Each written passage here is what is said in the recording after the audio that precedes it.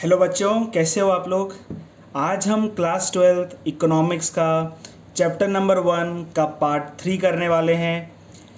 पिछले पार्ट 1 में हमने इंट्रो किया, पार्ट 2 में हमने एग्रीकल्चर सेक्टर को देखा, ठीक है। और आज हम पार्ट 3 में इंडस्ट्रियल सेक्टर को देखने वाले हैं। और ऐसे करते करते हम सारे सेक्टर्स को पढ़ लेंगे और ये चैप्टर हमारा पूरी तरीके से कंप्लीट हो जाएगा, ठीक है बच्चों। तो आइए हम देखते हैं इंडस्ट्रियल सेक्टर की क्या हालत थी, क्या कंडीशन थी कब 1947 में। हमको सिर्फ हर सेक्टर्स की कंडीशन देखनी है, ठीक है। चलिए हम जल्दी से देख लेते हैं। इंडस्ट्रियल सेक्टर हमको पता है वो सेक्टर जहाँ पे रॉ मटेरियल से क्या बनाया जाता है, फिनिश्ड गुड बनाया जाता है। रॉ मटेरियल से क्या बनाया जाता है, फिनिश्ड गुड बनाया जाता है। उसको क्या बोलते हैं, उसको बोलते हैं इंडस्ट्रियल सेक्टर।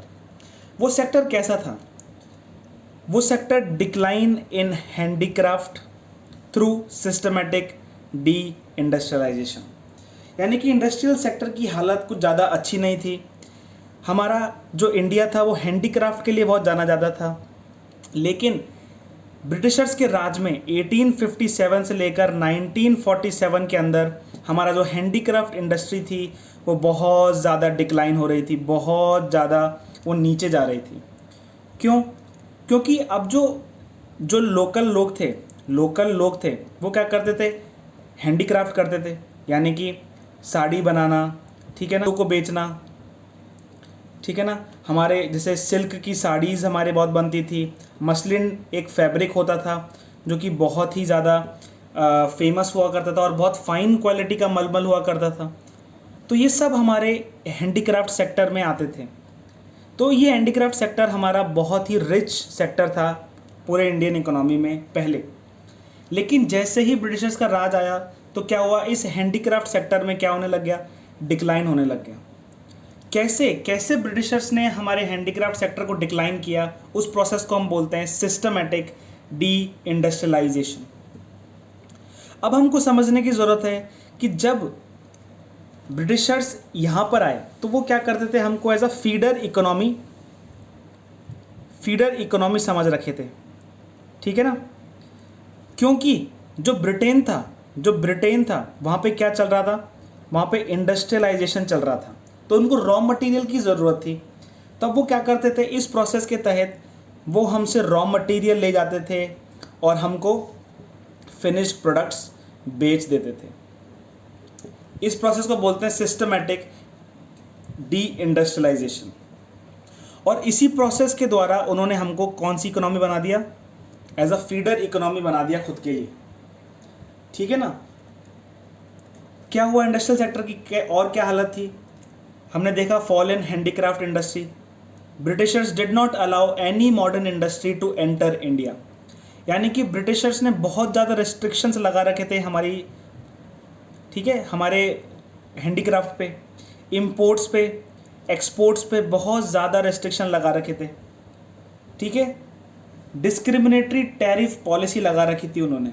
यानी कि रॉ मटेरियल इंडिया से एक्सपोर्ट होगा ना, तब जो ड्यूटी लगेगी, एक्सपोर्ट ड्यूटी लगेगी, वो बिल्कुल कम लगेगी। जब ब्रिटिशर्स का मशीन मेड गुड आ रहा होगा, ब्रिटिशर्स का मशीन मेड गुड इंडिया में आ रहा होगा, मशीन मेड गुड इंडिया में आ रहा होगा, इंपोर्ट हो रहा होगा ना, तब भी जो ड्यूटी है वो बहुत कम लगेगी। लेकिन अगर कोई इंडिया का फाइनल गुड यानी कि कोई अच्छा फुल फ्लेज गुड बाहर जा रहा होगा, फिनिश प्रोडक्ट बाहर जा रहा होगा, तो उस पर हैवी इंपोर्ट लगेगा, जिससे क्या होगा, उसकी प्राइस महंगी हो जाएगी। और हमको पता है इंडियन हैंडीक्राफ्ट की तो प्राइस पहले से ही महंगी होती है, वो थोड़ा ज़्यादा कॉस्टली होता है क्योंकि वो हाथों से बनाया हुआ होता है, ठीक है। तो उसकी प्राइस और बढ़ जाएगी, तो उसकी डिमांड क्या हो जाएगी, कम हो जाएगी ना। ये हमने क्लास 11 में पढ़ा है ना, प्राइस अगर ज़्यादा हो जाएगी तो डिमांड क्या हो जाएगी, कम हो जाएगी। तो ब्रिटिशर्स ने डिस्क्रिमिनेटरी टैरिफ पॉलिसी के द्वारा और सिस्टमैटिक डी इंडस्ट्रियलाइजेशन के द्वारा इंडस्ट्रियल सेक्टर को पूरी तरीके से तबाह कर रखा था, ठीक है ना। और कैसी हालत थी, डिसअपियरेंस ऑफ प्रिंसली कोर्ट्स। अब क्या होते थे, जो राजा लोग होते थे, जो नवाब्स होते थे ना, उनका भी रूल खत्म हो गया इस ब्रिटिश राज रूल में। अब जो राजा लोग होते थे, जो नवाब लोग होते थे, वो हैंडीक्राफ्ट को पसंद करते थे। वो लोग एक मार्केट थे हैंडीक्राफ्ट, है ना, वाले लोगों के लिए। लेकिन अब वो भी अबॉलिश हो गए, तो क्या हुआ, मार्केट पूरी तरीके से क्रैश हो गया। उस समय इंडिया में 500 प्लस प्रिंसली कोर्ट्स थे। तो आप सोच लीजिए कितना बड़ा मार्केट होता होगा हैंडीक्राफ्ट का। लेकिन अब वो पूरी तरीके से अबॉलिश कर दिए गए, तो अब मार्केट भी क्या हो गया, हैंडीक्राफ्ट का बहुत कम हो गया। इंडस्ट्रियल गुड्स का, ठीक है ना, यानी कि हम जैसे मान लो कॉटन को प्रोसेस करके साड़ी बना रहे हैं, तो साड़ी हमारा फिनिश प्रोडक्ट हो गया। अब साड़ी को डिमांड करने वाले लोग थे राजा लोग, नवाब लोग, लेकिन नवाब और राजा लोगों का भी राज खत्म हो गया, तो डिमांड ही खत्म हो गई उसकी, ठीक है। और उस डिमांड पे क्या होता था, कुछ ज़्यादा ही क्या बोलते हैं, इम्पोर्ट ड्यूटी लगती थी बाहर जाने में, तो प्राइस पहले ही ज़्यादा था और ज़्यादा हो गया, ज़्यादा प्राइस हो गया तो डिमांड कम हो गई। और इसके अगेंस्ट में क्या होता था, जो मॉडर्न, जो मशीन मेड गुड्स होते थे, मशीन मेड गुड्स होते थे ना ब्रिटिशर्स के, वो क्या होने लग गए, वो प्राइस में क्या होते थे, सस्ते होते थे, तो लोग खरीदते थे उनको। भाई अगर इकोनॉमिकल होंगे तो लोगों को क्या फ़र्क पड़ रहा है कि वो इंडिया के हो या बाहर के हों, ठीक है। ऐसी ही सोच इंडिया की हो गई थी। देखो यहाँ पे पॉइंट लिख रखा है, न्यू पैटर्न्स ऑफ डिमांड। अब क्या हो रहा था, now people started demanding those goods instead of Indian goods, क्योंकि उनको चीप मिल रहे थे। और हमने पहले पढ़ा कि जो पर कैपिटा इनकम थी वो कितनी कम थी। तो जब इनकम भी कम है और इतना ज़्यादा प्राइस पे गुड्स मिल रहे हैं, तो लोग क्यों खरीदेंगे, लोग तो वही गुड्स खरीदेंगे ना जो चीप हों। और चीप गुड्स कौन से थे, जो मशीन मेड गुड्स थे वो चीप गुड्स थे, तो इसलिए लोग उन्हीं गुड्स को खरीदते थे। इसलिए एक pattern of demand he change हो गई। अब लोग हैंडीक्राफ्ट को पसंद ना करके ब्रिटिशर्स के गुड्स को पसंद करते थे, ठीक है। अब देखिए थर्ड पॉइंट यहाँ पे क्या है, introduction of machine made goods. वही बात आ गई जो मैंने आपको बताई ऊपर। Indian industry could not compete with British made cheap products, यानी कि ब्रिटिशर्स इतने चीप प्रोडक्ट्स बनाते थे, ठीक है। अब जैसे मान लीजिए अगर कोई प्रोडक्ट मशीन्स में बन रहे हैं, तो हमको पता है कि अगर मशीन्स में प्रोडक्ट बन रहे हैं तो उनकी कॉस्ट कम हो जाती है। क्यों, क्योंकि बल्क प्रोडक्शन होता है। जैसे जैसे प्रोडक्शन बढ़ता जाता है, प्राइस उसकी कम होती जाती है, ठीक है। आगे जाके इकोनॉमिक्स में आप पढ़ोगे economies of scale. Economies of scale अभी आपके सिलेबस में नहीं है, क्लास 12th में नहीं है, लेकिन जब आप इकोनॉमीज ऑफ स्केल्स पढ़ोगे उसमें आपको पता चलेगा जैसे जैसे क्वांटिटी बढ़ती जाती है ना प्रोडक्ट्स की, प्रोडक्शन की, वैसे वैसे प्राइस कम होती जाती है।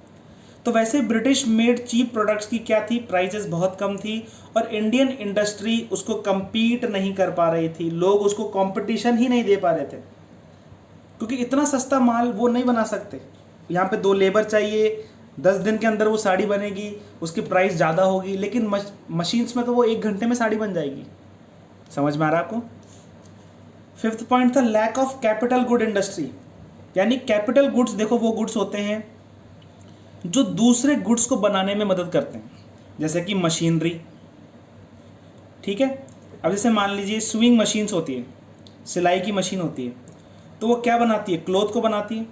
यानी कि एक कैपिटल गुड एक दूसरे गुड को बना रहा है, यानी एक चीज़ दूसरी चीज़ को बना रही है, ठीक है। स्टिचिंग के लिए काम होती है ना। तो lack of capital good industry, कोई भी कैपिटल गुड ही नहीं, कैपिटल गुड इंडस्ट्री इंडिया में थी नहीं। और अगर बाहर से मंगाते तो उस पर इम्पोर्ट ड्यूटी बहुत लगती, क्योंकि ब्रिटिशर्स नहीं चाहते थे कि मॉडर्नाइजेशन इंडिया में हो, वो नहीं चाहते थे। और पब्लिक सेक्टर का रोल बिल्कुल लिमिटेड था, ठीक है। गवर्नमेंट का रोल बिल्कुल लिमिटेड था, क्योंकि यह पूरी तरीके से ब्रिटिश राज आ चुका था, ठीक है ना, इसलिए रोल बहुत लिमिटेड। गवर्नमेंट सिर्फ पावर जनरेशन पे मदद कर रही थी, पावर जनरेशन को देख रही थी, या फिर रेलवेज देख रही थी, ठीक है। इंडस्ट्रीज़ को वो नहीं देख रहे थे। इंडस्ट्रीज़ पर किसका राज था, पूरा ब्रिटिशर्स का राज था। और लो ग्रोथ रेट थी इंडस्ट्रियल सेक्टर में, क्या थी, लो ग्रोथ रेट थी, यानी ग्रोथ वॉज वेरी लो। अब जब इतनी सारी चीज़ें हो रही हैं तो ग्रोथ हाई थोड़ी ना होगी, ग्रोथ तो लो ही होगी ना। समझ में आ रहा है आपको।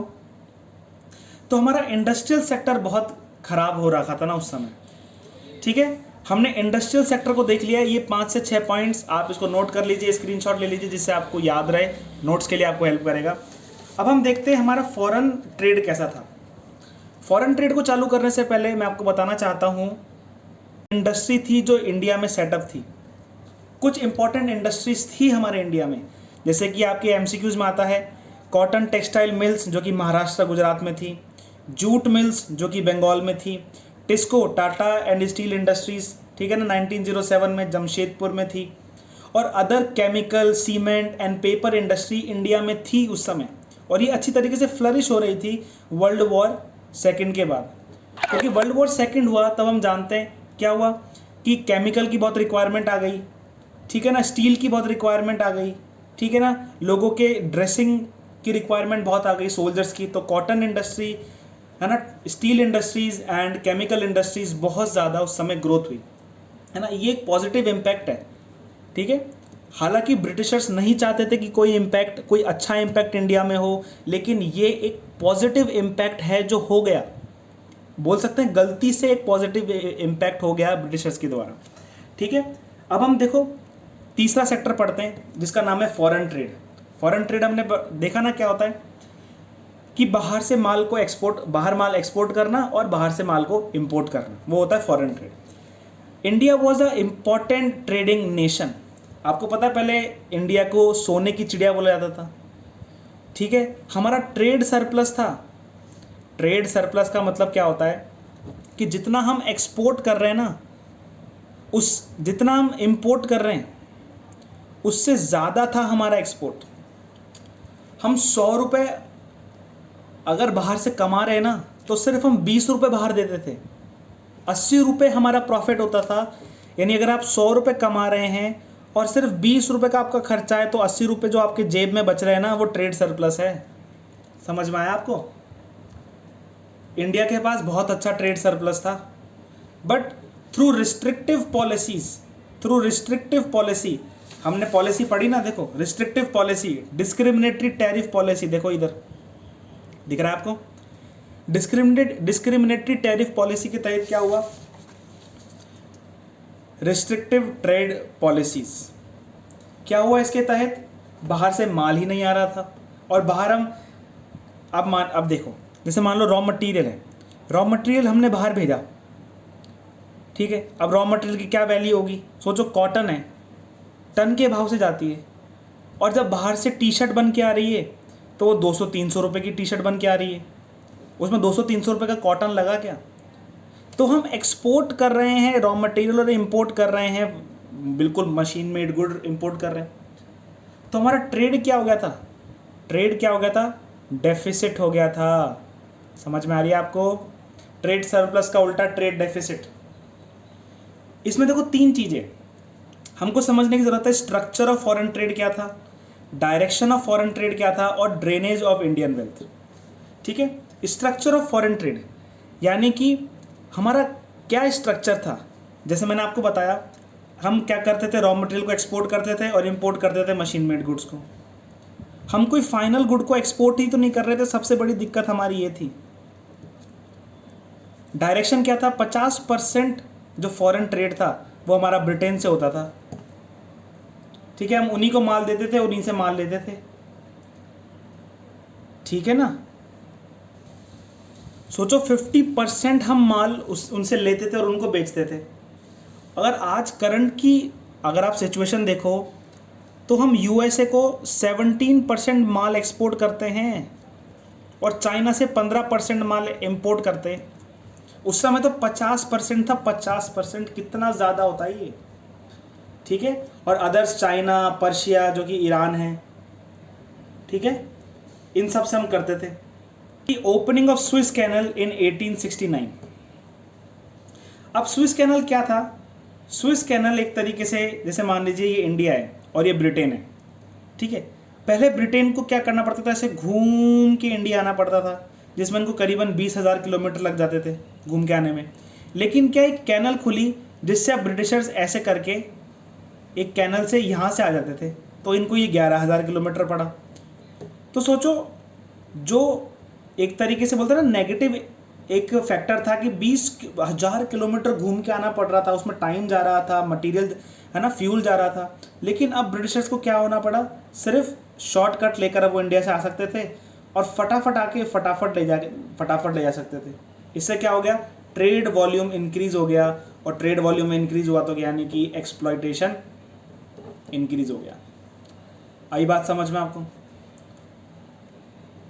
और क्योंकि हम रॉ मटेरियल को एक्सपोर्ट करते थे, इसलिए क्या होता था, कभी कभार हमारे पास ट्रेड सरप्लस भी आ जाता था। ठीक है, कभी कभार क्या हो जाता था, ट्रेड सरप्लस भी हो जाता था। लेकिन जो ट्रेड सरप्लस का जो पैसा था, जो इनकम थी ना, वो ब्रिटिशर्स खुद के पेमेंट्स ऑफ वॉर में इंक्लूड कर देते थे, है ना। जो वो लड़ाइयाँ करते थे ना एक दूसरे से, उसके खर्चे में उस पैसे को लगा देते थे। जो ब्रिटिशर्स एक दूसरे से वॉर करते थे उसके अंदर वो पैसा लग जाता था। और जो एडमिनिस्ट्रेटिव एक्सपेंसेस था, इंडिया में उनके ऑफिस थे, इंडिया में उनकी बहुत सारी यूनिट्स थी, तो उनके खर्चों में, ठीक है, सारा चल जा रहा था पैसा। यानी कि हम बोल सकते हैं कि हम इनविजिबल आइटम्स भी क्या कर रहे थे, इनविजिबल आइटम्स भी हम क्या कर रहे थे, इंपोर्ट कर रहे थे। सोचो, हम सर्विसेज भी इंपोर्ट कर रहे थे। हाँ, इतना पैसा बाहर जा रहा था। समझ में आ रही है आपको? ये सर्विसेज ही तो हो गई, ब्रिटिशर्स की सर्विसेज ही तो हो गई ये सारी चीज़ें।